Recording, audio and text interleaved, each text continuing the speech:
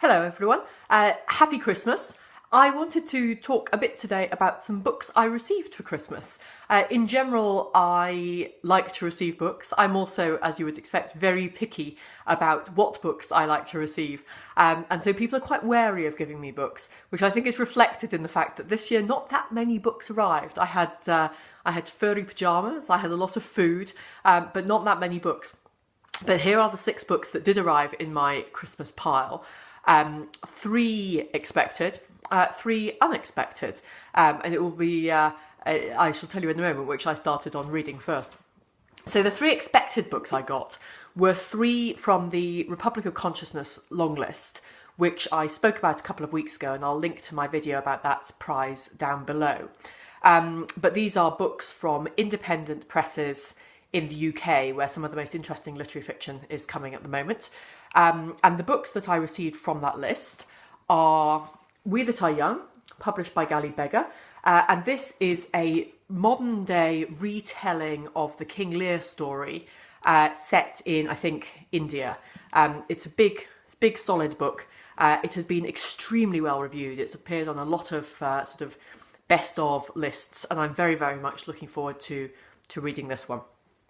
The second one is The Gallows Pole by Benjamin Myers, which is I think a crime story set in, I think, the 19th century, maybe the 18th century, in the part of Yorkshire that I grew up in. So this is set in the Pennines, in the hills in the middle of Yorkshire, and therefore will have a nice home feel about it. It's a book I've seen a lot about on social media, in terms of people praising it. I haven't seen much in terms of the content, so this I will be excited to read. I think it's also just had a film deal or TV deal announced. And then the third of the Republic of Consciousness books, which I was expecting and indeed received, is called An Overcoat. It's by Jack Robinson, which is the pen name of Charles Boyle, who runs CB Editions, which published this book. So in a strange sense, it is self-published in the same way that Virginia Woolf's books were self-published. And this has been, I think it is not obviously a novel and not obviously anything else. So it's innovative in terms of its form and what it's trying to do. It has been extremely highly praised by a large number of people whose views I respect. Again, I don't know much about it yet, other than that it has been widely praised. So I will be looking forward to getting into that. So those were the ones I had asked for. I basically told people, if you want to buy me a book, then the Republic of Consciousness long list is the place to go in order to find things that I will like. But some people went off-piste. So I received 3 books that went completely off-piste. One was, two were from my husband, who took the view that since I've been reading so much serious literary fiction recently, I needed something a bit more frivolous. So he bought me 2 books. He bought me Helen Dunmore's The Greatcoat, which is a ghost story, and Portrait of a Murderer, which is an early 20th century crime story set on Christmas Eve and Christmas Day, and republished recently as part of a sort of series of books which are set at Christmas, which for obvious reasons sell well at Christmas. Now, these were the first 2 books that I turned to when I started reading, having got the cooking and washing up phases of Christmas out of the way. Helen Dunmore's The Greatcoat I absolutely loved. It is a tight, fairly short, beautifully put together ghost story about a woman in the 1950s, a young housewife in the 1950s, who becomes possessed in the sense of sort of demonic ghostly possession by a man who was in love with the landlady who lived in the house, who had died in the war.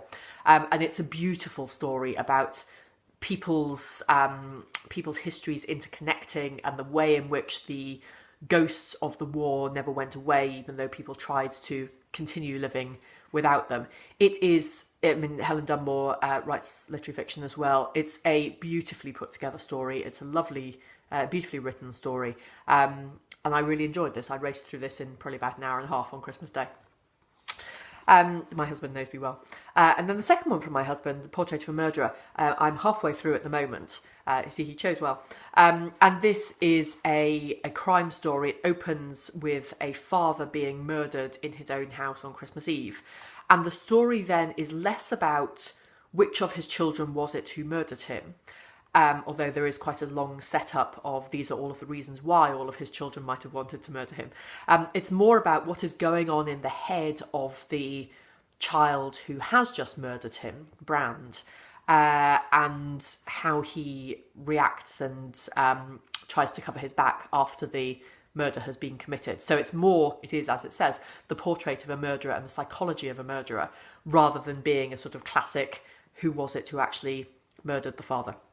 I'm really enjoying this. And then the final book, again, completely off-piece, and this is from some slightly more distant relatives, is Wendy Cope's Christmas poems. So Wendy Cope is a poet, UK poet, whom I know very slightly, who writes quite popular, often very funny poems. They're often, she has a wonderful sense of rhythm and rhyme. So her poetry is beautifully natural and also very precise. She has a fantastic ear for rhythm and rhyme. But she also writes about normal everyday things in normal everyday language. And I'm just going to read out a very short one of these poems. So it's called A Christmas Poem. At Christmas, little children sing and merry bells jingle. The cold winter air makes our hands and faces tingle. And happy families go to church and cheerily they mingle. And the whole business is unbelievably dreadful if you're single. That's fairly typical Wendy Cope. I'm really pleased to receive these poems. Well done to the more distant relatives who came up with those.